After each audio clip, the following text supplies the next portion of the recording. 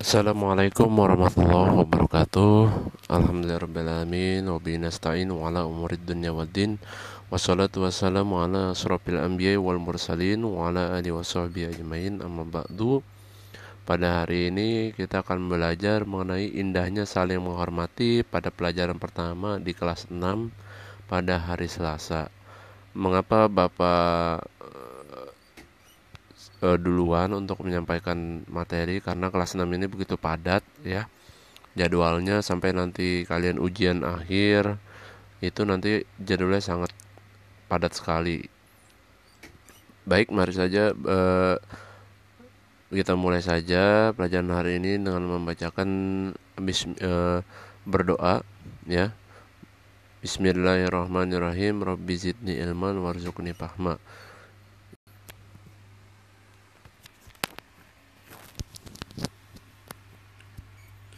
Baik, mari kita amati pada gambar di bawah ini di halaman kedua ya. Jadi kalau misalkan kalian melihat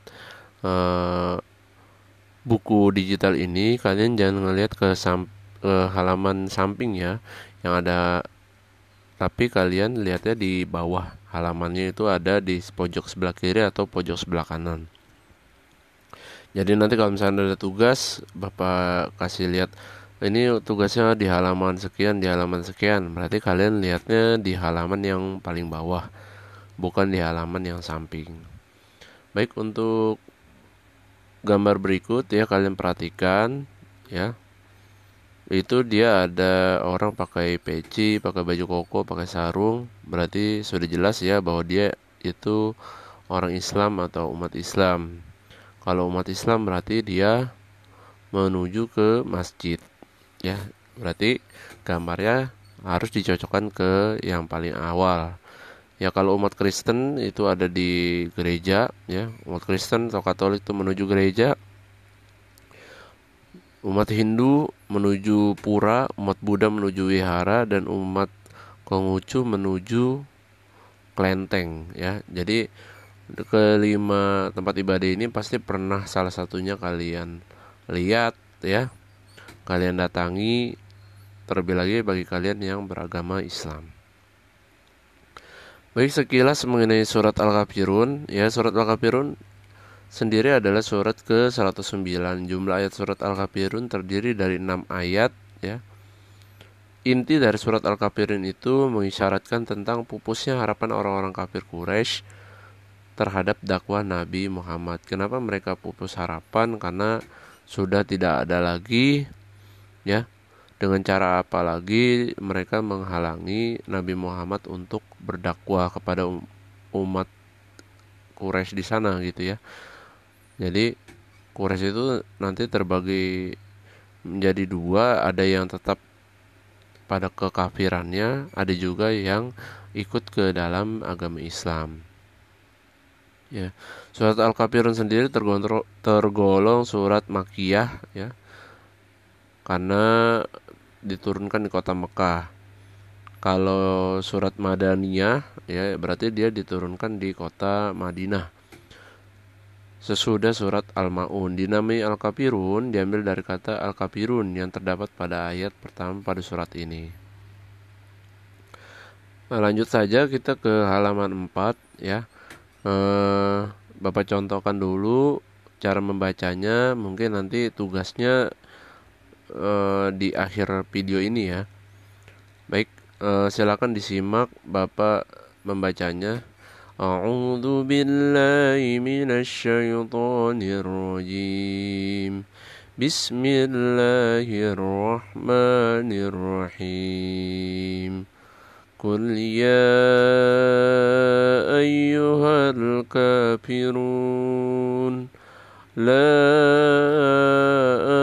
a'budu ma ta'budun wa la antum 'abiduna ma a'bud wa la ana 'abidum ma abattum ولا أنتم عابدون ما أعبد lakum dinukum waliyadin. Shadaqallahul azim. Baik, di sini kalian disuruh menulis surat Al-Kafirun ya. Nanti tugasnya ada di Google Classroom. Kalian perhatikan apa saja tugasnya ya. Jadi di kelas 6 ini kalian wajib untuk bisa menulis ya, menulis surat-surat di dalam Al-Qur'an ya, ayat-ayatnya. Baik, nanti tugasnya ya kalian mencatat surat Al-Kafirun ya, kalian salin tugasnya di buku surat Al-Kafirun dari ayat pertama sampai ayat ke-6 beserta artinya. Kalau kalian tidak tahu ya, itu nanti ada di halaman 9 ya. Yang ini kalian salin ke dalam buku tulis kalian, nanti diupload di Google Classroom. Baik, kalian juga diwajibkan untuk menghafal surat Al-Kafirun ya. Wajib ya, kalian di pengajian TPA kalian pasti disuruh ngapalin ya surat ini. Itu wajib hafal. Nanti kalau misalkan ada ujian praktek dan kalian suruh baca surat Al-Kafirun ya wajib hafal gitu ya. Baik, silakan disimak ya. Di halaman 8 memahami arti Quran surat Al-Kafirun. Ya, di situ kalian nanti bisa membaca artinya di halaman 9 ya. Baik, kita baca saja ya. Ayat pertama, Qul ya ayyuhal kafirun. Katakanlah Muhammad ya. Muhammad itu nabi kita yang paling akhir ya. Jadi tidak ada lagi nabi setelah Nabi Muhammad.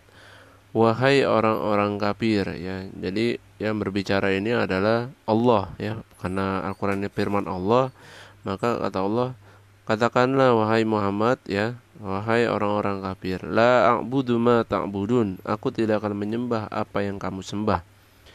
Allah menyuruh Nabi Muhammad untuk berbicara, kita ya sebagai umat Islam tidak menyembah apa yang kamu sembah.